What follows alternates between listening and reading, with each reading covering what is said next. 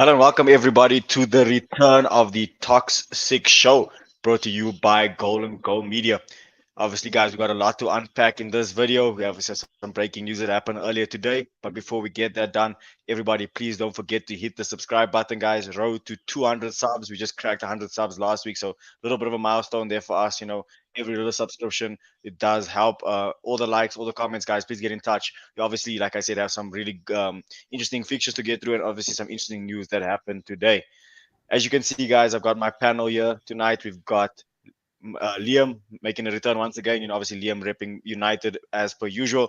We've got X in the bottom left-hand corner below me. Obviously another Man United rep, and then we've got Kalen in the bottom right representing Chelsea. So hope all the guys are good, and I obviously get cracking. Um, I don't think there's anywhere else that we can start except for the breaking news today at Old Trafford, or coming out of Old Trafford, should I rather say, and that is the sacking of Eric Ten Hag at Man United.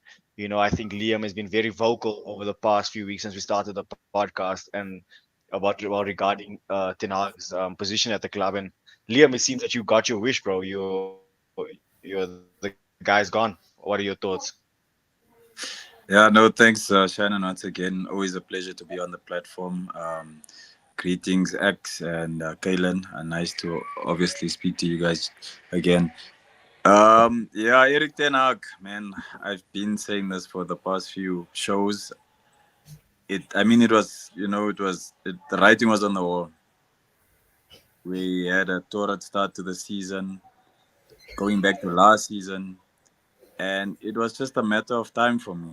I remember on the last show, I said they were going to have that meet. Or the last show I was on, Ineos was going to have that meeting with the Glazers and Sir Alex Ferguson, and I said that week you'd get sacked, but it wasn't to be. I think they gave him more time, but I think what happened in that meeting was a discussion regarding Ten Hag's future at the club. But I think what came from that meeting was probably an ultimatum.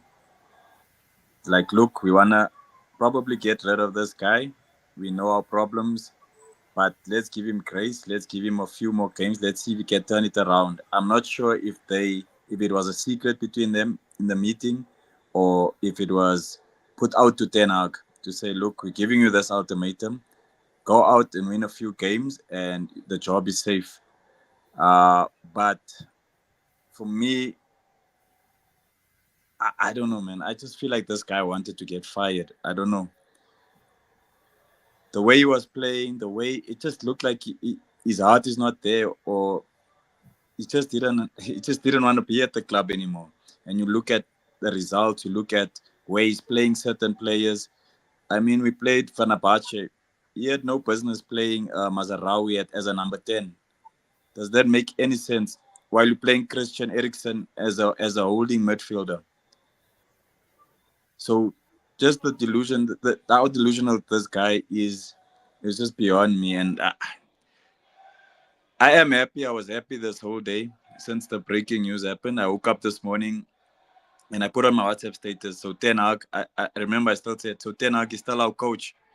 And literally an hour later, the news broke that Ten Hag was sacked. So I had a feeling for the longest time that this guy is going to get the sacking. And the only thing now that's on my mind is where to next? Is it just another cycle? Someone else comes in, does well, few games, and then back to square one. So for me, I don't know where I stand, but I'm happy that they finally woke up regarding Ten Hag, man. No, look, I think, if you look at just this season alone, I think, Ten Hag, or look, let's actually take it a bit back. Look at the end of last season, a lot of fans are calling for Ten Hag to get sacked. He then does the FA Cup win over City, and a lot of fans are saying that was the point where they should have sacked him. It's like, okay, ending on a high, it kind of doesn't really taint his reputation. But looking at it now, it's like you've kind of sacked him when it's at his lowest. So that kind of damages his rep in a sense, that it's like how many people after this will want to go and hire Ten Hag. Obviously, we'll get other jobs, don't get me wrong. But at the highest level, if he leaves winning that FA Cup, I think, a lot of other teams might be looking at him. And I think it's just an unfortunate scenario that another United manager has found themselves in my opinion. Where it's like it starts off good, there's no hope, and then something just always seems to happen. At a certain point in their tenure where things just go sour, you know, the players are against them. These referee fan base changes. It's just see that you start to think to yourself, is it a problem at Man United, a deeper, like a deep rooted cause, a deeper problem where it's like, is this a cultural thing where United need to rip up the entire club in a sense and rebuild it? Or is it that, United just have struggled to actually get a manager in with a proper personality?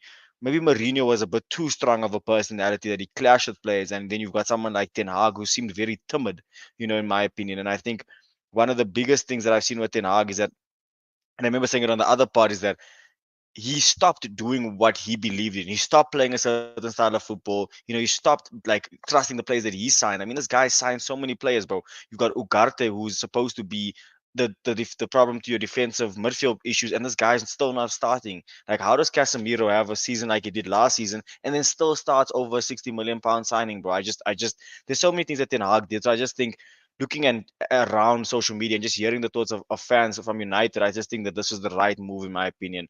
Maybe it was a bit too late in terms of Ten Hag's reputation, but I think in terms of the timing, it couldn't have happened sooner for United. X, obviously, bro, it's been a while since we've had you on the pod, bro. Welcome back. Just obviously, just your thoughts, bro. Obviously, you've heard what Liam has had to say. Liam's obviously been very much an advocate for sacking Ten Hag. I just want to hear your thoughts, bro. What do you make of the decision by the United board to let go of the manager at this time? How's it, gents?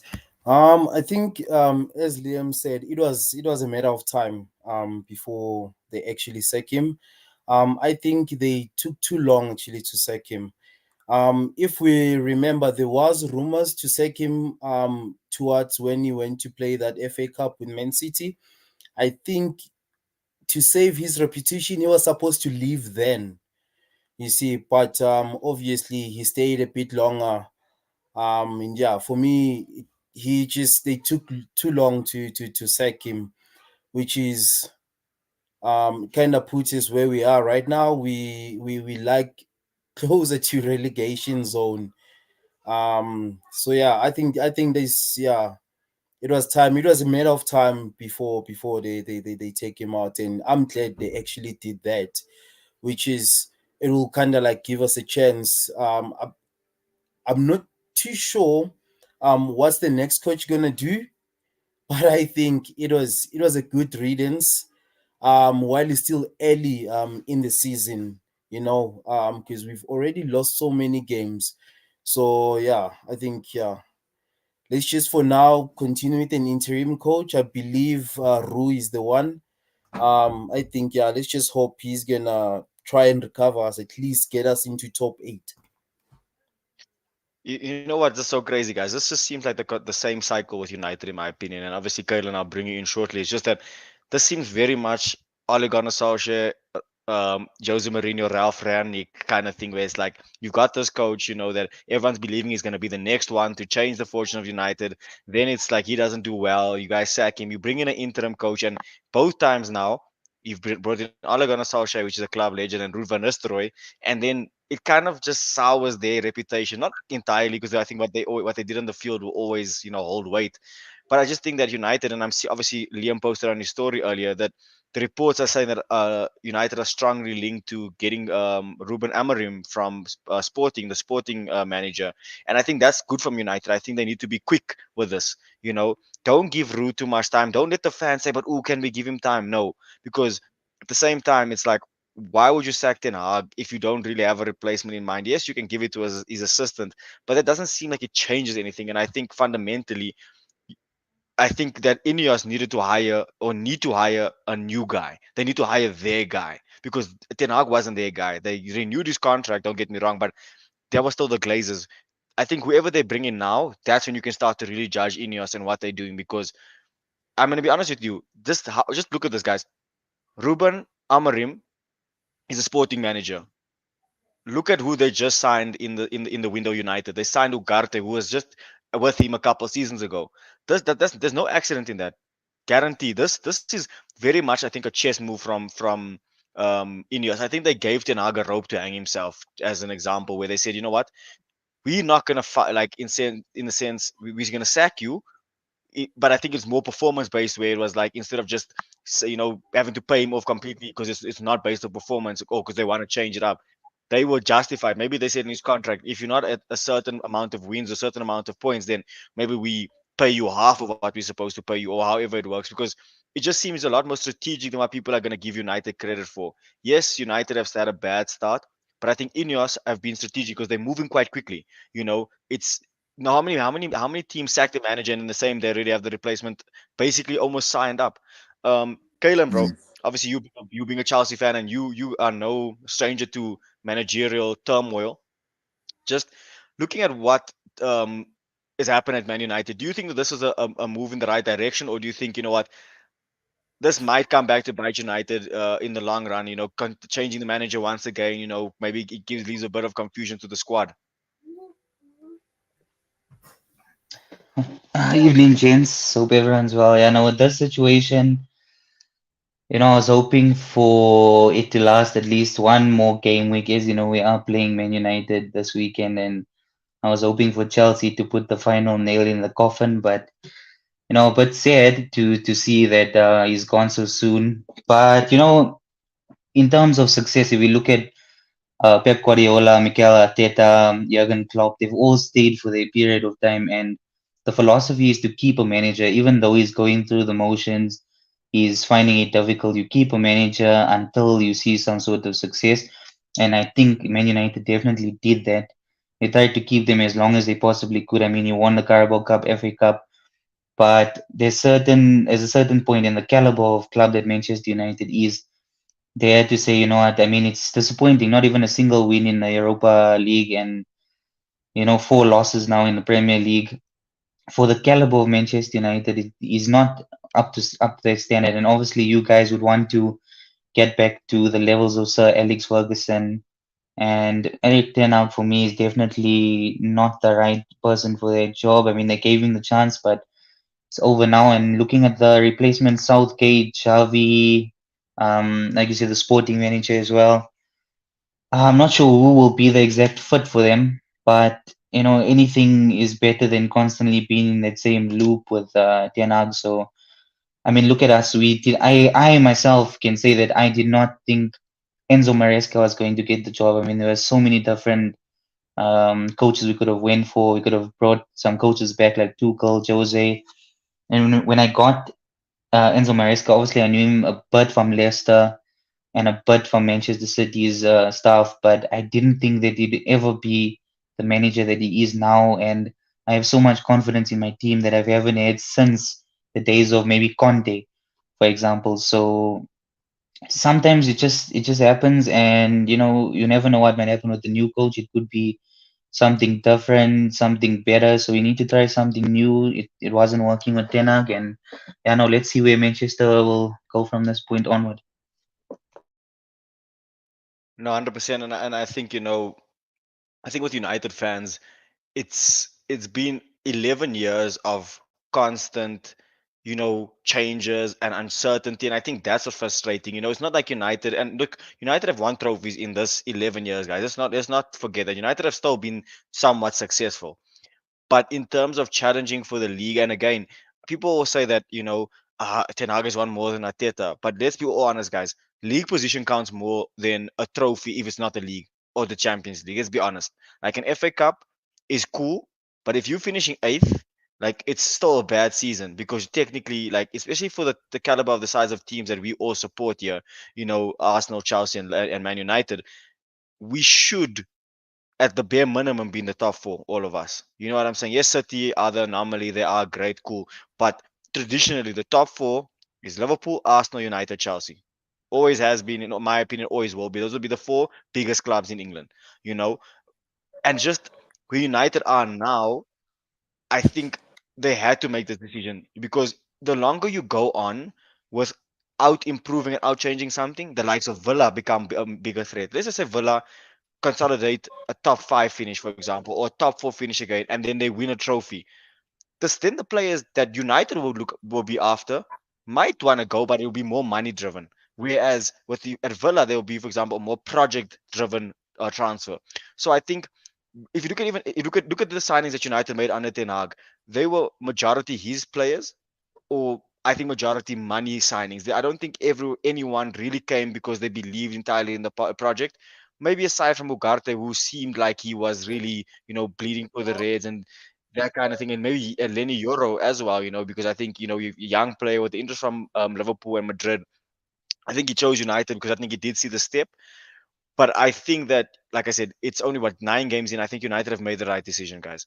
I think that they needed to do this as early as they did now because you don't want to go into another international break with bad performances, and then you've got that big December period where it's like I think 7 games in 2 weeks.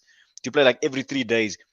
Who's to say Mm. that United won't be in real bad trouble come the end of December? You know what I'm saying? I think if you get Ruben Amorim in now, next couple of weeks, you just try consolidate some good performances or good results, starting with Chelsea, which I do think, funny enough, I understand why you're nervous, Kalen, is because you know how Old Trafford's gonna be on Saturday or Sunday. It's gonna be rocking, bro. It's gonna feel like a Mm. cauldron, bro. And I think Liam, just going back to you, I think as a United fan, I know that maybe Ruud is not the manager that you want, but I think just to have something to look forward to again, because I heard a lot of United fans saying that, listen, we don't even care who we're playing, like we don't care about the games, like we've lost our love for our football club, and I think that's what I think the next manager's goal is to do. The first thing to do is, like Ateta said, bring the soul back into the club of Arsenal, for example. And I think once United get their soul back, listen, bro, you can hate on United all you want to. They're the biggest team in England, bro. Like Mm. that's the truth. And yeah, so Liam, just to you, bro, do you think that looking ahead to the Chelsea game now? Obviously, you guys have lost against West Ham, and I don't think there's any point really dissecting that because we've obviously seen the results of that with the manager being sacked. But looking ahead to the Chelsea game, bro, are you expecting your boys to come with a level of performance, or do you think what they might still be a bit of a hangover from Ten Hag's sacking? I don't know. That's the thing. I really don't know. I can predict what's gonna happen, but I really don't know what's gonna happen. But the thing is with Man United, and it's always been, we can have a bad season, but when it comes to these games against Chelsea, City, okay, except Liverpool, but like the Arsenal, the City, the Chelsea, you never know what team United can feel. You don't know what United is gonna show up. Basically, that's what I'm saying. You know, they can lose to Southampton this week and then to West Ham and then so forth, and then come and turn up against Chelsea. So I really don't know, man. I don't know. I'm speechless when it comes to this team right now. When it comes to Rude, I honestly think this was um this was part of Ineos' plan to bring in Rude, and he was going to take over from Ten Hag. I think that was always the plan. But I think because of, you know, Ineos being new at United and they starting this project off new, they gave Ten Hag more time. But now the question is, Rude or um, what's the sporting manager? That's his name again, Ruben something. Um, Ruben you know, Amorim. who now? Who now? Because you look at Rude, his coaching record last season at PSV was quite good. He won the league by 91 points. He won 29 games, only drew 4 and only lost 1 game. But can you compare Eredivisie to the Premier League? You know what I'm saying? If you go to the Portuguese league in Sporting, from 9 games this season, they've won all 9. Goal difference of 28. He scored 30 goals, only conceded 2. So maybe I don't know between the two. I don't know. Maybe I don't know who to choose. I mean, those are good records, but in those leagues, we need someone who's who knows the Premier League. Someone like a Unai Emery, someone who was at Arsenal, understands what is expected in the Premier League. So I don't know, man. For me, I don't want Ruud to be the scapegoat should things go bad. Should he get appointed as the coach of Man United? I really don't want to see that. The same that happened to Ole Gunnar Solskjaer.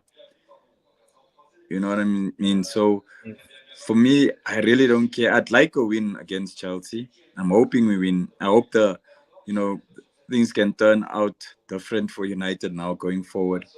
Um, but for me, I think Chelsea are a different football team this season compared to last season and a few seasons before that. Um, I think Chelsea is gonna show us a good time. You know, you have Cole Palmer and Nicholas Jackson. Those guys are they're top tier this season. Chelsea are there in the top five. We're 14th on the log. What can we expect against Chelsea? No, We can't look, expect um, anything. We can't expect the result. We can be hopeful. Yeah, that's cool. But I don't see us picking up points. I think Rude's gonna need a few games, or if Ruben comes in, he's gonna need a few games to understand the players. I think with Ten Hag, the issue was he had a problem with managing players, like personally managing them. It's like on the training ground. I don't know if you watch these exclusives where you can see what's happening on the training ground. If you watch Pep Guardiola, Unai Emery, these sort of coaches, they go at the players, they pull them aside. You know, this is how you can improve. Do this, that, that. Ten Hag stands on the side and watches, and that's also what happens at the games. I've never seen Ten Hag run down the field, shout at players like Pep or Unai Emery and Jurgen Klopp and all these coaches do. He just stands there. And that goes back to what Benny McCarthy was saying, is like on training, we the best team. Like they train so well, but it's not translated on the pitch when they're playing games. And mhm. who's to blame for that? That's a Yeah, that's all the manager. manager, That's bro. that's a Mm. manager. What are you bringing out of the players, bro? The fact that Rashford mumbled words on the bench when they took him off, when I think he said he's lost it or something like that. Supposed to, Players don't you're supposed to respect you. must They don't bench him, bro. respect You know the thing him. is, The fact that the players can go to him and say, "Aye, you training, our training is too intense." How? that's a cock, eh? Who has balls to do that? Yeah, no facts. You're not gonna tell Pep that. You're not gonna go tell Ateta, or You're even not Enzo gonna tell Maresca, Pep bro. that, You know what I'm and you saying, can bro? leave the Like, club. facts. I mean, Pep is let go of Cancelo, bro, and that was in the treble winning season. He told Cancelo, bro, you can leave in January, and then one winner won a treble, bro. You know what I'm saying? It's just like that's the Exactly. levels that United are up against, bro. You know what I'm saying? And I think we just talk about the fine margins, bro. Fine margins can be a world class player, but if your manager, bro, like if you're the guy that's supposed to set you up every week is clueless, bro, you can't rely on Oh, like guys bailing you out every week, but you can't rely on a Rashford who's been majorly inconsistent in his career. Bruno Fernandes, who started really well with his United career, but obviously I think the quality of the side has went down, so his output has went down as well. I just think that, like I said, with Ten Hag, bro, there was just so much that, and especially when he came in at first, bro, Ten Hag had you could see there was something about him. Like when he came from Ajax, bro, like the Ajax players respected him, bro. Like I don't know, it's such a weird thing, bro. It's like the player power at United is something that the new manager is gonna have to deal with. And in my opinion, bro, like I said it to you earlier off the podcast, Liam, when I said, bro, if I'm Amarin, bro, I'm gonna say to the board, listen, great player in Rashford, good servant, whatever. Terminate that nigga's contract, bro. Terminate it. It's but done. they won't. They won't. But That's the I thing think, with the Man United board. You can't tell them what to do. They're so involved, and that's why Mourinho said people people don't or people will laugh at me when I say this, but when he finished second with Man United was the best season of his career. That's what he said, because people don't understand what's happening at Man United, what's happening in the background. So that club is true, so big, they big control, and maybe that was Ten Hag's downfall also. Maybe he got to the point where he was like, you know what, no, screw this, but man. Like I'm being controlled here. I can't. I'm being told who to play, how to play, who to sign.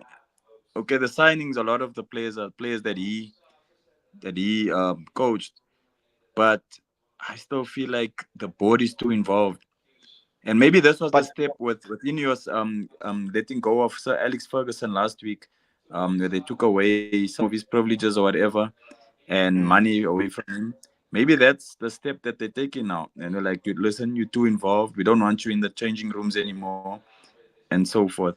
And I said it a few weeks ago. I was like, we need to get away from that Sir Alex Ferguson um, influence and so forth. Like, we really need to start completely fresh.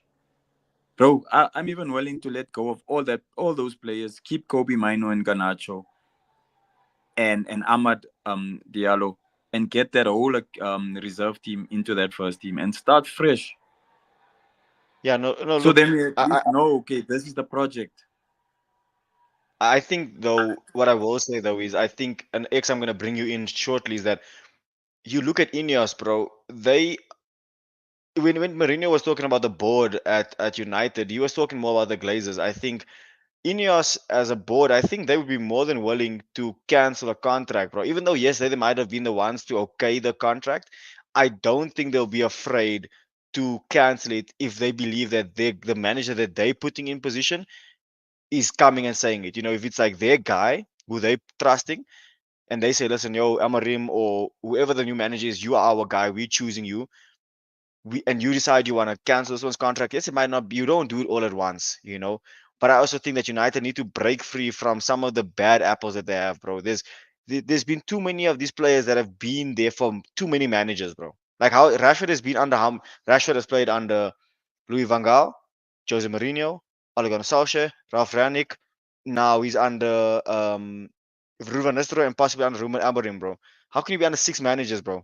Like you've been in six different, completely different environments, bro. It's clearly time for that guy to move on, and I think that's one of the things I would do as a new manager. But X, just obviously before we move on to other topics, bro, Liam's obviously saying that he thinks that the board are too involved, and there's too many things behind the scenes. Do you think that that had a part to play in it, or do you think what Ten Hag just wasn't at the level, and this is actually all just down to the manager, and it's not necessarily his a lack of ability, but maybe a lack of ability plus a lack of personality?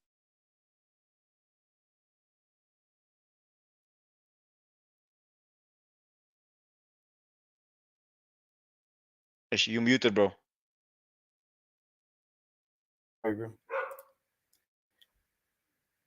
Yeah, I was saying it's actually for me it's both because it actually sucks to bring in a coach and then but the coach can't make any decisions. You basically they macromanaging the coach, which is that will take away from the coach's ability of like coaching.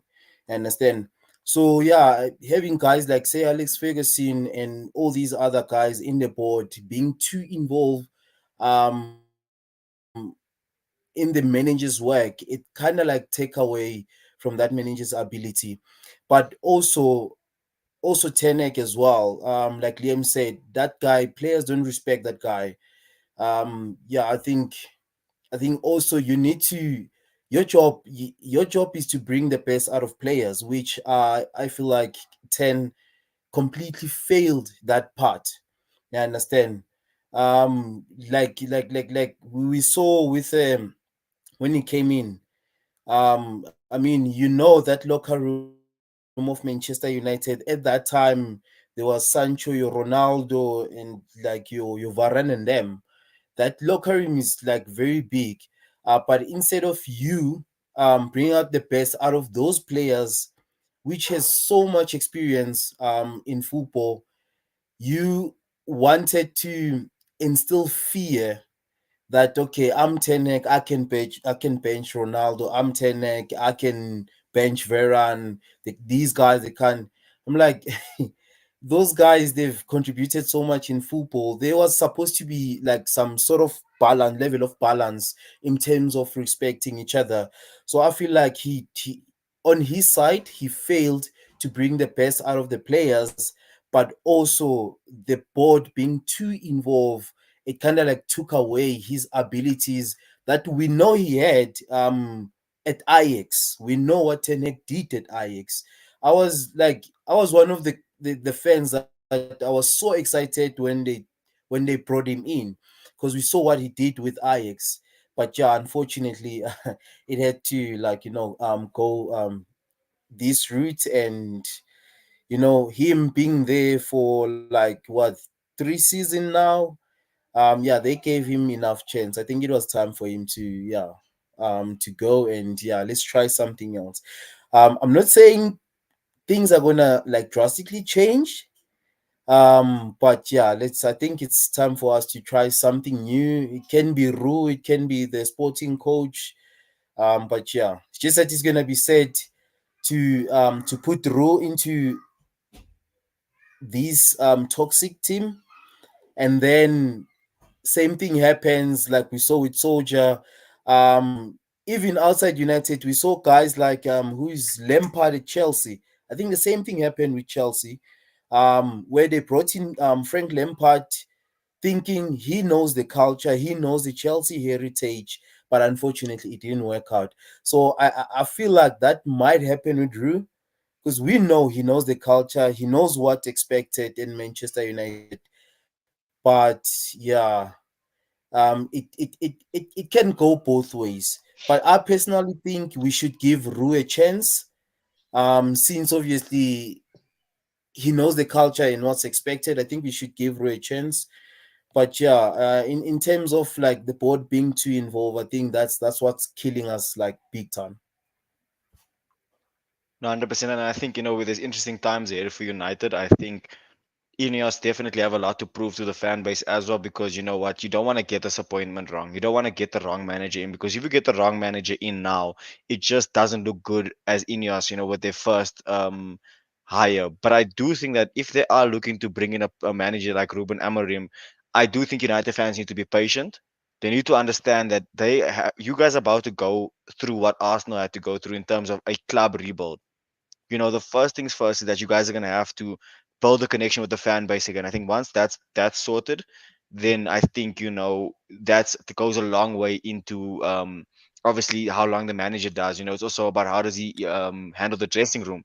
Because yes, United might not have serial winners like they did many years ago, but they've still got big personalities there. You've got World Cup winners, you've got Lisandro Martinez, you've got Bruno Fernandes, Marcus Rashford, bro. Like these are very influential figures within the club, especially someone like Rashford. And that's my only worry is that I hope that the new manager really does actually come and stamp his authority, because like I said, if you're bringing in someone like Ruben Amorim, bro, I don't think that a Marcus Rashford, in my opinion, can say that he's bigger than him, in a sense that yes, Rashford is a bigger name, but Amorim is he's won trophies for Sporting, and I think Rashford hasn't ever been at the elite of football that like Ronaldo was. If Ronaldo was still in the dressing room, I'd be a bit more fearful. But I think Amorim, for example, can come in, stamp his authority on the team, and I think you'll see United obviously start to play a lot better once they do get this new manager in, because I think, having watched Sporting myself, having watched us play against Sporting a couple seasons ago in the Europa League, they're very good. They were a very good team, and I think you know it's unfortunate for United that they've already got two strikers in. But I mean, there's guys like Victor Gyökeres that are at Sporting, which I mean, that's a clinical striker, bro. Like that's someone that United might have looked at, but I don't think obviously that will be possible now, especially if looking where United are currently league wise. I think there are other teams like your Arsenal's, your Chelsea's, maybe even your Liverpool's that might look for that kind of player. But look, I think we've covered United and Ten Hag. I think Mm. it was a Can big I just shock to everybody, but I add do one think thing? Sweet William, go ahead. Um, when it comes to these reports now coming out that United are working on, like, quickly working on a deal to sign or to get Ruben in, I think it's an emergency buy. I think they don't want they don't want what happened with Thomas Tuchel. Remember, there was a time where we were linked to Thomas Tuchel to take over Ten Hag at in the beginning of the season, and then they were like, no, they're gonna give Ten Hag more time. So I think they had spoken to Thomas Tuchel, he agreed, but then they went to Ten Hag, gave him more time. Let's give him the benefit of the doubt, and then they lost out on Thomas Tuchel, who's gone to be the England manager now. So I think this is probably them saying, okay, we can't miss out on this guy. We can't miss out on someone who could potentially turn things around for us at the club. So if it does happen, I think it will be an emergency buy and not something that they really thoroughly, went through and considered. Look, I think we'll never know because United will never fully release that kind of information. They never really release their shortlist. But for all we know, they could have just been using Thomas Tuchel as a smokescreen for Amorim. Just there's all those things that they could possibly come out from the club and those kind of things. But look, I do think it's going to be interesting for United, especially coming up this weekend. Like I said, I think they might win just purely based off that no new manager bounce. But you are right, Liam. Chelsea are looking quite good. The only thing is that Chelsea are vulnerable at the back, so United probably will have chances. Just will Rashford, Garnacho, Hoyland, Xerxes, etc., be clinical enough to take the chances? But obviously, time will tell. Moving along swiftly, guys. Obviously, saw the game of the weekend yesterday at the Emirates. Arsenal 2, Liverpool 2. Um, Obviously, I was at Barca in Bedfordview where I did a vlog of the day. They're very, very good day. Great atmosphere in the Arsenal supporters club there. And obviously, watching the game, there was a lot of tension going into the game. Arsenal had a few injuries, a few injury doubts. Team news came out. We saw Saka was fit, Timber was fit, and look, we started the game brilliantly. I think first 9 minutes or so, you get an early goal from Saka, which is, his stocks are rising every week, bro. No matter, I don't care. You can compare him wherever you want to. In my opinion, I still think that Saka is in a league of his own. Not in a sense that he's the best winger in the world, but I just think there's very few players that are similar to him. That's why it's difficult to compare wingers to him because he's not your conventional winger. You know, he doesn't do your step. He's more an Iron Robin than he is a Cristiano Ronaldo. Where he plays his strengths well, bro. He can use his weaker foot, he can use his strength, he can use he cut in and finish. And I think we just saw that yesterday. To be missing since the international break, to come into a game of such magnitude, get the captain's armband, bro, and then score that kind of goal. I just think that shows Saka's temperament. And then obviously Liverpool equalized not too long afterwards, and then Arsenal go ahead. Then we obviously saw Liverpool come and get a late goal, but there were a few, I would say, dodgy decisions that went in or went not didn't go. I would say necessarily went against us, but there were a few dodgy calls in this game, and I think once again we're just talking about referees, and it's not the biggest talking point because I think the ref overall had a good game, but I do think there were some decisions that I think, I don't know, man. Why didn't VAR get involved? Yeah, and look, obviously I can speak about my team all day, but I think it's better if I bring it to maybe more neutral. So some of you might be haters, but I mean, either one. Kalen, bro, let me just jump over to you. I don't know if you watched the game yesterday, but if you did, just let me know what your thoughts were. What did you make of Arsenal, especially being slightly weakened? What did you make of their performance? And do you think that a point, even though it's a point at home, you think in the long run that this point against Liverpool could be something that Arsenal could use to platform themselves? Saying that, listen, Liverpool, as strong as they were only missing Allison and Jota, couldn't beat us when we ended the game with a backline of Party, White, Kivio, and Lewis Kelly. Just your thoughts, bro. Yeah, no, with regards to Arsenal, I just believe they threw it away. They had of extremely dominant performance against Liverpool, especially in the first half. And that was quite shocking. I didn't, as much as they were at home, I didn't expect them to come out, guns blazing. But they did, and they actually had a awesome performance, but they threw it away towards the end. So that was a bit of an upset where you could have maybe, add some more energy, went for their third goal, try and get a 3-1 or 3-2. So I think it was a waste. But against opposition like Liverpool, you will take a point. But that's only if you were behind. The fact that you guys were in front with the injuries that you suffered, it's actually a bit sad and disheartening to say that, and I don't believe that Arsenal themselves feel like they at the top, like Liverpool, they have so much confidence, Man City confidence, but Arsenal will still, have these little fouls, stay on the floor, throw some time out the game. They don't look like the most confident team under the sun.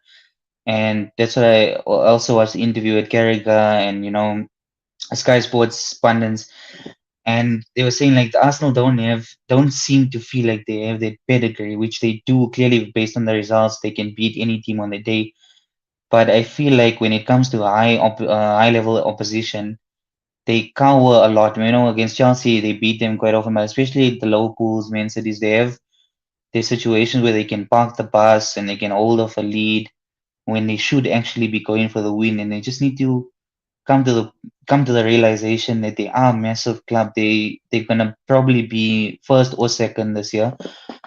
judging from what I've seen thus far, again for the third season in a row. So they are a big club. They just need to get into the head that they can go out and win games. I mean, they lost the previous game against Bournemouth, obviously down to 10 men, but in a situation where you in front, you have to capitalize, and you'll take the point. Of course, it's way better than losing, but 3 points when it was up for grabs, they didn't take it, and the best teams in the world take it, the cities, the Liverpool. So that's my only concern with Arsenal, but hopefully they'll get them in.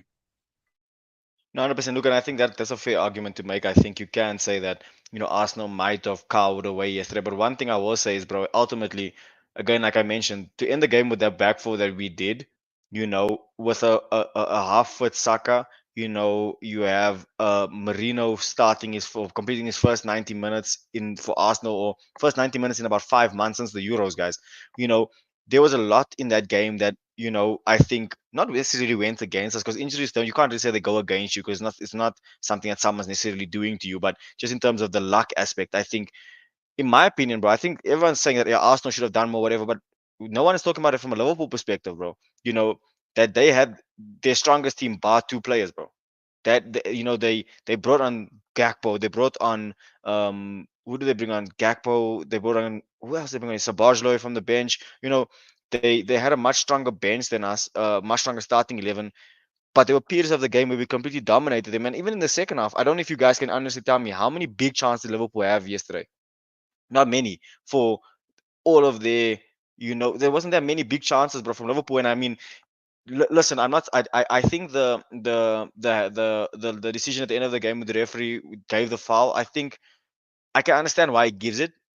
I just don't know how if him or VAR don't look at the penalty call and don't send him to the monitor, because United, this exact same thing happened to United an hour, or say 45 minutes before that, and United get a penalty given against them against West Ham.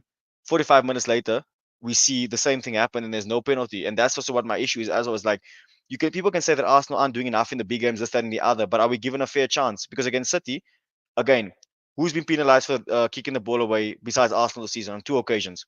No one else got a red card for that. No one even gets booked really like that anymore. Diaz kicked the ball away yesterday, no yellow card.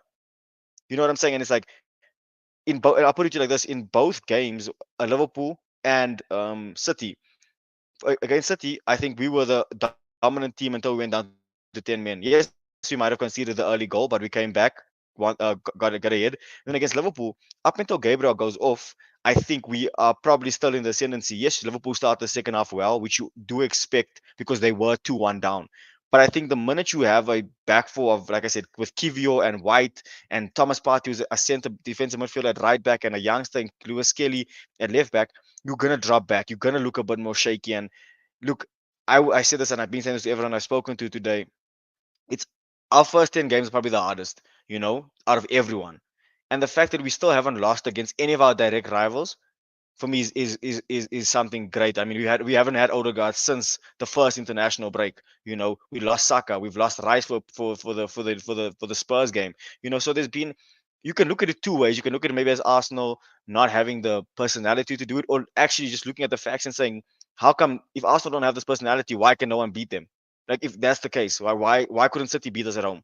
City needed a last gasp winner to win, to get a point. Liverpool's 82nd minute goal. Spurs couldn't beat us. Villa couldn't beat us. You know, we have to still play Newcastle and then Chelsea. And I can say this for a fact. I think you can be a Chelsea fan and say that we're playing you guys at the bridge. But if we score and we open the scoring and we have a fully fit squad and we shut up shop, that's a tactic, bro. That's we one of the teams that you'll struggle to break down. So as much as I think, yes, people can say we should have be a bit more brave. If we're a bit more brave and then get hit on the counter attack and lose 3-2, people say we're naive. So you're never gonna please anybody, or everybody, should I rather say. Liam, let me obviously bring it to from the Liverpool perspective, bro. Arne Slot, only one defeat this season. Um, they've won the rest of their games and obviously drew yesterday. Do you think that them coming back yesterday just showed their potential title credentials, or do you think, it's still too early in the season, first season in charge? Let's see how Liverpool go, and then we maybe judge them as we get to certain points like January and then maybe March. Or do you think, no, this Liverpool side is in the title race and they should be seen as such? Yeah, they should be seen as such. I mean, they didn't lose, they drew, which is, inevitable in a season. whether you win it or you don't. I think what 1 or 2 points separates them from City now. But who says City is gonna go all the way now and win all of the remaining games? But what's important is your first 10 and your last 10 in the league. You know, that's what Ferguson said many years ago. And I think Arne's not slot coming in now at Liverpool. We didn't expect much. I don't think even Liverpool fans expected him to come in and challenge for the title in his first season. But what is brought into that dressing room is sort of a continuation of where Klopp left off.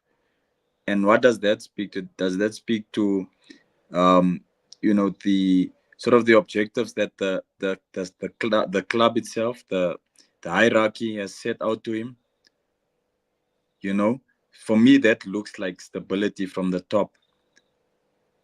And but to answer your question, I think they're still in the title race. I think they stand a good chance to win the Premier League.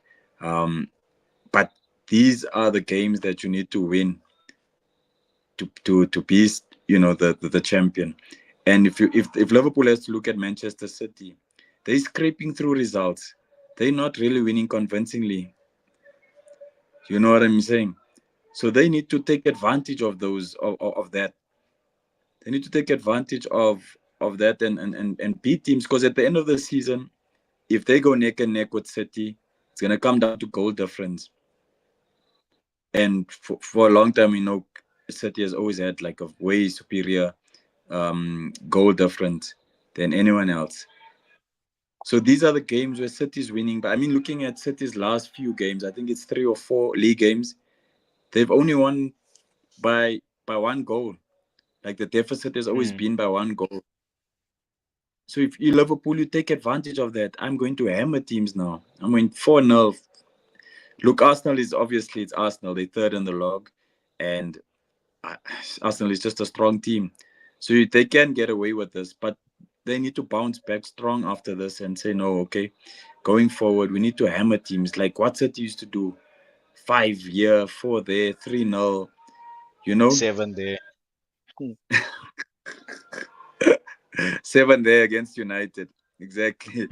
You know what I'm saying? But they need to show us and show their fan base that they're here not just to fill the numbers, but they're here to actually to win the league, to Mm. win Champions League if they want to even. But I think he's playing a very attractive brand of football. Um, I mean, I was looking at the stats now, and the stats show me a different picture from what I watched yesterday. Because when I watched yesterday, I watched an Arsenal team that was all over Liverpool. Liverpool were playing a low block of, they were defending very deep yesterday. But if you look at the stats, Liverpool had more possession, 56 to 44. Mm. Shots on target, Arsenal had 3, Liverpool had 4. Liverpool had 466 passes, where Arsenal only had 383. So I don't know if that's a clear picture of the game that I watched yesterday. And I think, if at Liverpool, I found their chances. They could have buried Arsenal yesterday, because there's still lapses of concentration there at Arsenal, No facts, and I think and especially X, I'm gonna towards bring. the end of the games. We saw against City. Okay, against City, you guys were 1-0. You were one man down. But after that goal, the second goal Arsenal scored yesterday, you guys should have shut that back door and defend for your life. Look, I think it's easier said than done, in my opinion, bro. I think if you, like I said, it's. I think let's be honest, bro. If it's Timber, Saliba, Gabriel, and Calafiori, and that's the back four, and we decide to shut up shop, I think we get that done again. And I think that's the context that we're missing here. And I think that's the thing. I'm not here to make excuses for injuries and stuff, but again, I finished with two midfielders playing at fullback, and I had a guy like Kivio who's been a bit shaky lately, coming into such a game of that magnitude. And you even saw he was at fault for the goal, the way he was marking. But like I said, I think that yes, Liverpool, if you look at the stats, would you say dominated? But again, I'll ask you, did it feel like it? Like, okay, let's compare the first half when Arsenal dominated compared to Liverpool's domination, I suppose, in the second half. If you look at both halves of football, which team actually dominated in their period more? I would say Arsenal. Arsenal looked like we could score almost in every attack that we did. Arsenal. Yes, Arsenal that's what I'm dominated saying, more bro. than Liverpool. What I saw. And that's what I'm saying, bro. Is again, if that's Arsenal at like 70% of full strength, in my opinion, and I say this to all the Liverpool fans. If it was full strength to full strength yesterday, we beat them, 100%. Because like again, we're so further along in our process with our manager, with our team. We're more cohesive, you know. But ultimately, look, it's a point, and I'll take it in the context of the game. Yes, we were up. You want to see out the game, which we try to do. Unfortunately, Liverpool have qualities. Liverpool have world class players like a Mohamed Salah, like a Trent Alexander Arnold, who were involved for Mm. that goal yesterday. And obviously, bro, you obviously being a neutral for both teams, I think you probably hate Liverpool and Arsenal equally. Um, do you think that both Liverpool and Arsenal will find it difficult to now catch City? Obviously, it's not a big gap between City and Liverpool, but the gap between Arsenal and City is, I think, 6 points. Do you think that City are now in pole position to capitalize and go on to win the league um, after the result that we saw yesterday? Or do you think, like I said, it's still too early in the season? We haven't even played 10 games yet. Will we still see a lot more twists and turns in this title race?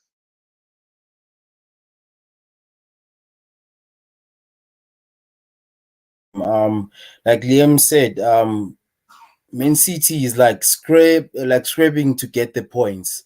They're not winning like with far margins. So I think it's still gonna be like neck and neck.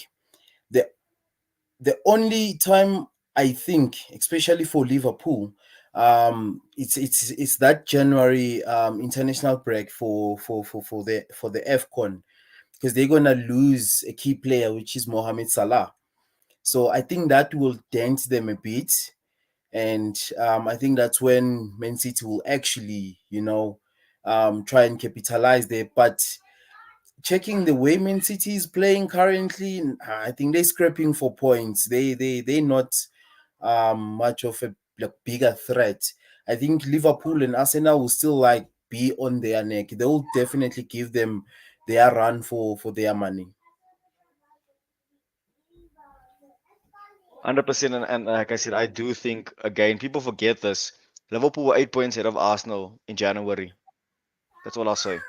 Last season, Liverpool were ahead of Arsenal. People. Football is that like that, man. We quick to forget what actually happened before. And again, you know, Liverpool haven't beaten me in like 2.5 seasons now. Liverpool haven't beaten Arsenal. You know, Yeah, um, at that stage, and Liverpool started getting so many injuries.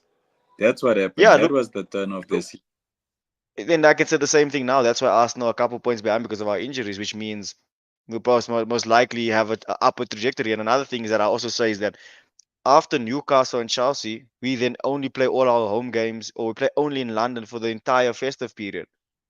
The Mm. entire festive period we in London, and a lot of those games at home. It's against lesser teams, which will be tough because they'll definitely look to obviously play a bit deeper. Not really give us much space, but a fully strength Arsenal squad, bro. Like I'm very confident that but we'll be in the title race. I still think we'll win the league. I think that yes, City have the experience. Liverpool are doing very well. I just think that people are quick to write us off, and I think and look, you guys can laugh. I know it doesn't seem like how can you say that now? But again, we've had the You toughest. sound like Ten Hag now. Listen, bro, we've had the look. It's the truth, but we've had the toughest start to the season. We only lost one game, and every game we've dropped points. We've been down to 10 men. Again, can you tell me you're saying for a fact that City were better than us and that's why we drop points? No. Were Liverpool better than us and we drop points? No. Were Brighton better than us when we drop points? No. Bournemouth were the only team where I can say on the day they were better than us. Generally speaking, that was the one But game I was like, we were poor. And another thing, here's lastly, my before I thing. let you go, Liam, lastly, bro, if I can just say this, right? Um, when you look at, and this is like you said about last 10 games, first 10 games, what I also mentioned to you guys is that if you look at it in the new year, City, Liverpool, City, Chelsea, Spurs, Villa, and Newcastle all have to come to the Emirates next year. The only away games that we have against our direct rivals is at Anfield and Old Trafford. Can you guys confidently say that we don't think we can beat all of those teams at home? I think we can beat City at home. I think we can beat Spurs, Villa, Newcastle, and Chelsea at home. Can you any of you disagree? Yeah, I don't think you get. I don't think you're taking points at the Etihad. No, we're not playing. We're playing at the Emirates. That's what I'm saying. We're playing at the Emirates. It's Oh, all oh, those are at the all home. Emirates. Oh, at the Emirates. Those are all home games. That's what I'm Oh, saying. no, you should win. You should comfortably win all of those games. It's gonna be tricky against City and Villa, but and you at United also the uncertainty. We don't know what's gonna happen now. True. So edit Ten Hag, definitely the 3 points is yours. But I wanted to say, going back to Arsenal, and I've been saying this to you for the longest time. You still need a proper number 9, someone who you can rely on in those minutes, in those moments. Sorry, yesterday, you know what I mean, like a Haaland or Kevin De Bruyne that's gonna, out of nowhere is gonna provide that something when you 2-2, when you deadlock that 2-2. Jesus is not the answer. You still need a proper number 9, someone who reminds us of, and United has that same problem, a Wayne Rooney kind of player. You know what I'm saying? So I still feel like I can't see who's that. Saka. Starboy is good. Is good. Showed it yesterday, bro. Is Showed good. it yesterday. Is good. But who's gonna bury the chances? I mean, if you look at the stats, he's the top assist maker this season. But goals, he's not really in Happened. the top 5. Yeah, but I mean, also, bro, context is also important, guys. I think you're also neglecting context, bro. Like, he might not be scoring, but if he's assisting, it means someone is scoring. Do you get what I'm saying? So Okay, that's like that. okay.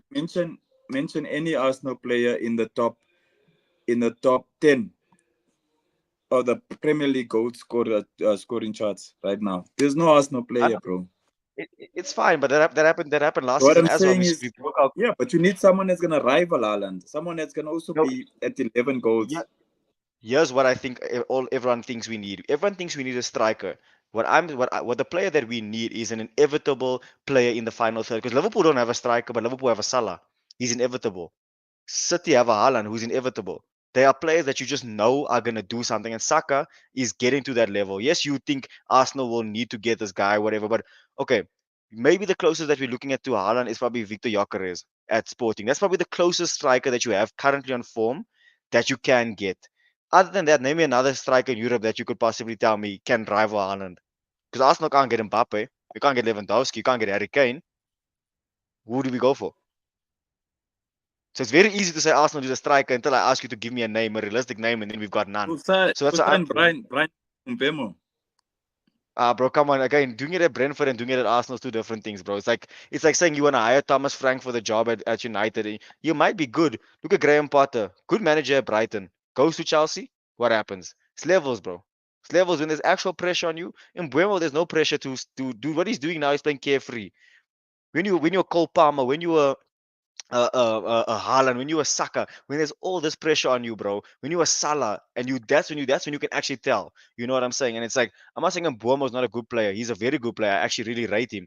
I just don't know if you saying to me I need to bridge the gap between Haaland. Is Mbumo the guy that's gonna bridge the gap, bro? Come on, it's not, bro. Like let's be honest. We just need to also get more goals throughout the team. If Martinelli can get more goals, if Jesus, if Sterling, bro, there's if Trossard, Odegaard from midfield as well. We just need to you know what I could say? We will speak about this more in January in the sense of where Arsenal are, because then I think we should have majority of our squad fit. That's when I can say, do we need someone? Do we not? Because right now I can't tell you because we're so disjointed at the moment. But I think we've discussed Arsenal and Liverpool in enough depth. I think Kalen is ready to speak about his guy there at the bridge, who suddenly back, after going completely missing last week in the big games. But that's whatever. The big games aren't for everyone. You know what I'm saying, bro? It's some guys they're just made for it. Some aren't. But obviously, Kalen, bro, obviously you're gonna move over to the Chelsea game, Chelsea Newcastle. Chelsea obviously coming back. From the defeat to Liverpool last week with a good home win. Newcastle a very tough team. Let's give Newcastle the credit. Um, One player I actually want to talk about before I bring in Cole Palmer, guys, and it's someone that I've actually rated. I've actually really haven't slated him too much. Is Nicholas Jackson. I think Nicholas Jackson he's really showing the critics that, like, I think it's, again, I'm not gonna make this a racial thing, but whenever it's an African player, bro, or it's always like they always like, I don't know how to say it, bro. Like, how many English players or how many English strikers are like way worse, but like are getting all the credit. You know what I'm saying? You have a purple patch here, a purple patch there, but Jackson, bro, he's actually a winger. He's a winger moved into the center forward position. People forgetting this guy is not like 30, bro. This guy's like 22. He's a youngster, bro. You know what I'm saying? And you watching him, Kalen, coming and leading the line for the Chelsea team. Scored against Liverpool, scored against West Ham, scored against Newcastle yesterday. He's been in such great form since the. I think only Haaland has scored more goals than him in this year. So and I think that's also what people are just not mentioning these things, bro. That's what I'm saying. I think that when we talk about football as rivals, we tend to look at it in a biased way. We don't want to give credit where it's due because, ooh, I don't want to praise your player because, and I think that's what I think as fans we need to stop doing. We need to actually go back to appreciating a player for their qualities. I think Jackson's ability to break the lines with his runs, his finishing, yes, it can improve, but it's a skill. It's something you can get better at. But positioning is not always that. Sometimes some players can just do it and some others can't. Just how impressed have you been with Nicholas Jackson start to the season, bro? And do you think that he can be someone that can lead Chelsea to trophies? Not necessarily the league, but maybe a FA Cup win, and obviously Conference League. I think is kind of a given if we're being honest. And like I said, how impressed have you been with his start to the season so far? Nah, bro, with Nicholas Jackson, just didn't expect him to hit the ground running like how he is now, to be honest. I was the biggest supporter of us getting Victor Osimhen before the whole Galatasaray incident. I didn't rate Nicholas Jackson at all as much as he got like 13 Premier League goals last season, but he's proved me wrong, and I'll admit to say that he's if the in terms of teams when we play against a team with a high line, I know for sure Nicholas Jackson is going to be on it. When it comes to a low block team, he's a bit more um, indecisive and he can't break through certain lines. But that's why we have Nkunku. That's why we have the greatest depth in the whole of Europe, in my opinion. And it all boils down to the performance. Yes, there is the magic. Like this particular performance, we needed the magic from Palmer. And that's why we ended up winning the game because I think with our team, we definitely lose. I mean, he played that crazy ball to Neto. Neto got it into Jackson. And, um, the main thing also is the manager. Like Liam was speaking about Ten Hag when he spoke about the lack of like people managing. Now, I was checking some clips with Malo Gusto sitting with Enzo Maresca and chatting to him, discussing tactics. I mean, he even called out Reece James and saying, "I need more leadership from you. Yes, you've been injured for such a long period of time, but I need to see more leadership from you. You're the captain of Chelsea, you back, and I need to see more from you." I mean, João Felix had an impressive performance in Greece in the Conference League, but he still benched him because João Felix didn't suit the game. Neto definitely needed to play, and he even benched Jadon Sancho, who had a poor game the previous game. And he said, "No, you're not there again. I see you falling off a bit. Let's put Neto on, and let's see what he can do." And Neto ended up, killing that back line. So in terms of tactics, in terms of man management, in terms of Chelsea as a whole this season, it's a breath of fresh air, and we can come with A, B, or C, and we can kill any team. Whichever team you want us, whichever bus, we can come with 3 buses, 40 players, 50 players, we're gonna come and kill you guys. So especially with the game now with Manchester United, we have the depth that they're lacking, and we can come with any player that's going to perform on that day. That's why I'm a bit more scared now, because I just see the breaking news that Ruben's in talks as we speak.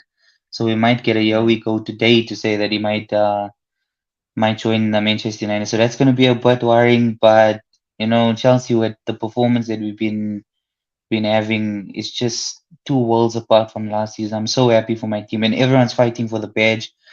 When we close off games, we're cheering. The fans are cheering. Win, lose, draw. That's why I'm just happy, and I know we're going to put up a performance. As long as my team fight, as long as we play for this badge right here, I'm happy regardless of this result. 100%. And look, obviously, Kaden, you were speaking about your attacking prowess, and I think that is something that we have to recommend, or not recommend, or commend Chelsea on, is that Chelsea have an extremely good attack. But defensively, and let's be honest, Chelsea do look very vulnerable right at the back. And I think you're gonna be like Liverpool of a couple years ago under Klopp, where they were just outscoring teams 4-3s. Chelsea will be involved in those kind of games quite often this season, where they will score four and concede three. That's a guarantee. Um, and I don't know how sustainable that is in the long run, because eventually you might not be able to score more than you concede. And obviously that's a given. You can't throw Mills and Bolt in a day, and you won't be able to change everything. But what are your predictions for your team this season? Do you think that a top four is the minimum from what you've seen? Do you think there could be an outside chance of a title challenge, or do you think what, top four, a trophy like a FA Cup, and that's a great season for Chelsea? Now we're definitely going to get top four based on. Remember that towards the latter part of the season, there's going to be a lot of injuries, and especially with the Arsenal's, Man City's, all the teams are going to get the injuries. Aston Villa, Newcastle, Tottenham's. So the fact that we have so much manpower to cover those, so scenarios from happening, and also the January transfer window, if Enzo keeps playing the way he's playing our board, and Bowley definitely going to say, hey, bring in however many defenders you want, bring in the best players you want, and all the players that's going to be available on the market are going to say, wow, Chelsea, I can see something here.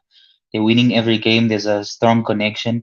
I don't mind going to Chelsea. Plus, I'm going to have all the money because we're going to pay them handsomely, and we're gonna be challenging for stuff. So I think an FA Cup or Carabao Cup is definitely in our hands, and the Conference League is a must-win because that's the missing piece to our ultimate champions, UEFA treble, and that's what I really want.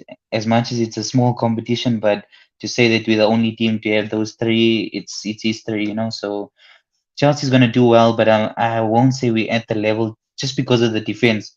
Man City, Arsenal have crazy defenses, and I really like their defense.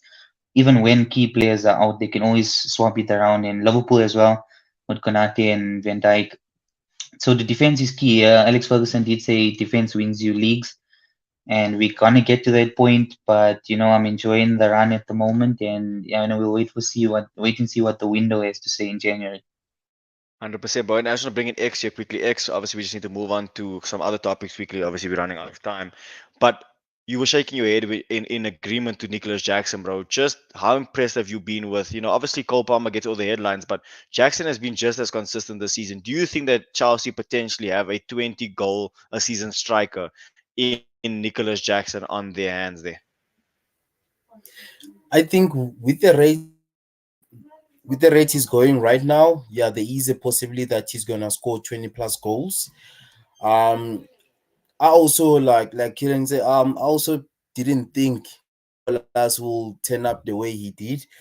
Because yeah, gave us Nunes 2.0. Missing so many clear chances.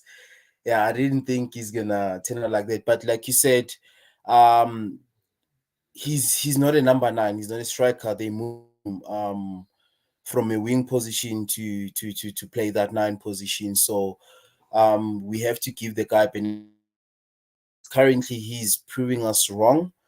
So yeah, I think he is gonna score like 20 plus season, 20 plus goals in this season.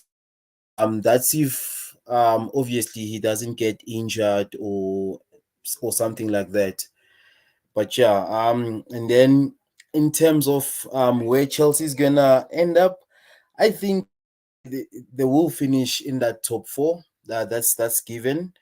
They will finish in that top four, and then maybe a smaller cup between obviously Carabao or if definitely gets their hands on that.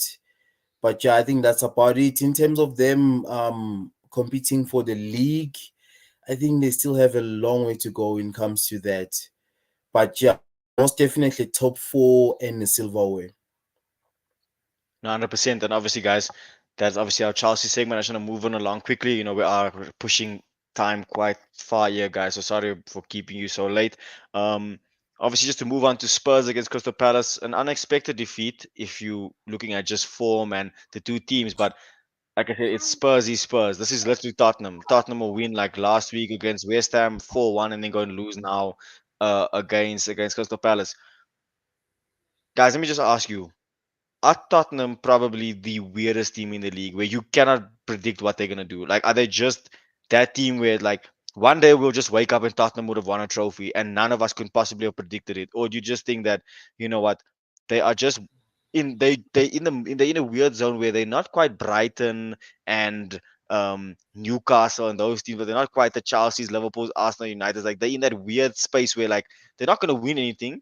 They kind of compete, but they're not really competing. They just, I don't want to call it making up numbers because that seems quite disrespectful. But do Tottenham not just give you guys the vibe that they just one of those teams that play good football but might not win anything? Liam, just quickly, bro, what did you make of the result? Do you think it was unexpected, or like I said, is it Spurs just being Spurs? I think it's just Spurs being Spurs, to be honest with you. Gone are the days where Spurs used to be like a top five, top six club. There was a time where Spurs were a top six club for a long time, but I don't think they're that club anymore. I think they're a top seven, top eight club now.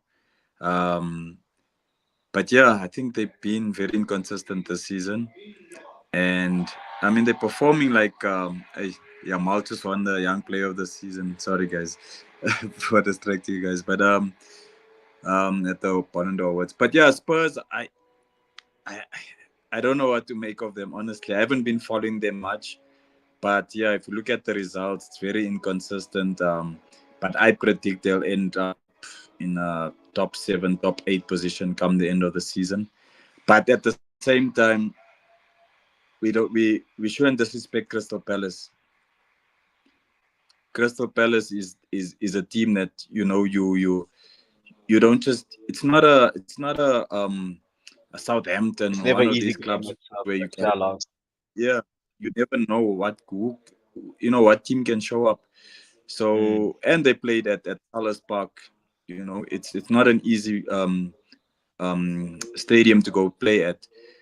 So I don't know if it's like judging from the West Ham game to now, if it's a matter of inconsistency or it was Crystal Palace just a different beast on the day. Mm. But yeah, I don't see Spurs going far, man. I think top seven, top eight.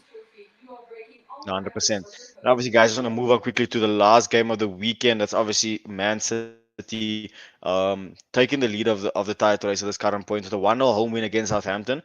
Look, everybody's saying that City are scraping through, and some will say that's championship or champion mentality to win against the odds or just win in any way. But quickly, Kalen, bro, do you think that eventually City are gonna get caught out, bro? Because their performances haven't been good. All right, I mean, not say haven't been good. That's a lie. They've been winning, so they've had to have played good to win in a sense. But do you think that the way they're scraping through games currently, it might just become a day where they might just get unstuck, or do you think it's only a matter of time before they actually kick into another gear and start scoring your three, fours, and fives again? Yeah, no, usually with Man City, especially in the previous seasons, they usually start off bad, and then later on down the line, when they in a title race with Liverpool or title race with Arsenal, all of a sudden they go on a 12, 13, 14 win streak, and they end up, lapping the leader on top there. So the fact that he's starting off good, there might be, and you don't know. I mean, Rodri is out for quite some time. You don't know what other injuries and different scenarios that may occur. We are hoping. I mean, like I mentioned on the previous TOX-6 show that I was on, I would like anybody at this point in time to win the league just for this particular season, so they can finally take that title off Man City, because it's becoming predictable, and I don't want the league to be like that, because it was never like that. If you look at before Pep's domination, it was constantly Mm. moving. I mean, Chelsea, Leicester, United, back in the before that Arsenal. So it was constantly being shifted amongst people.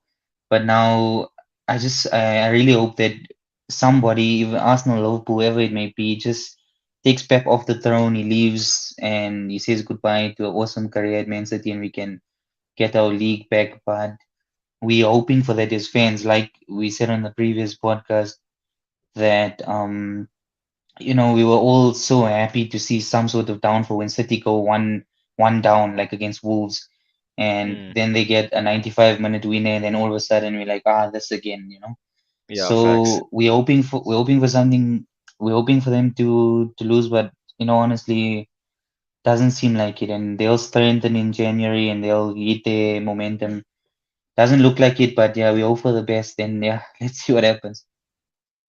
No, 100%, bro. And look, guys, I think we've discussed all the fixtures and all the news in depth. I think it's going quite late. We're actually running about half an hour late, so I do apologize for that. But yeah, look, everybody, I think we've had some really big news today. Obviously, with the sacking of Eric Ten Hag, we've obviously reviewed some of the big results over the weekend, and there's obviously been, you know, the comments and the thoughts that we've all had regarding the games. I think over the next couple of weeks, there'll be a lot of more interesting results. Obviously United and Chelsea playing this weekend, and then the weekend after next, it's Arsenal against Chelsea. So there's a lot of interesting fixtures to look forward to, and I think City and Liverpool play soon as well. Not too far away as well. So I think we are in for some interesting toxic shows. Obviously, we will hope to have a bigger panel as well with maybe some other fans from Liverpool and Spurs and City fan. I'm hoping to get a City fan onto the panel quite soon as well, to just hear their thoughts. But look, guys, that does bring us to the end of the show.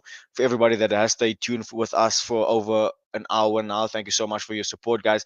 Please don't forget to hit that subscribe button as always, guys, and don't forget to leave your comments and your likes. Yeah, and obviously we will be back on Thursday to preview the games happening this weekend.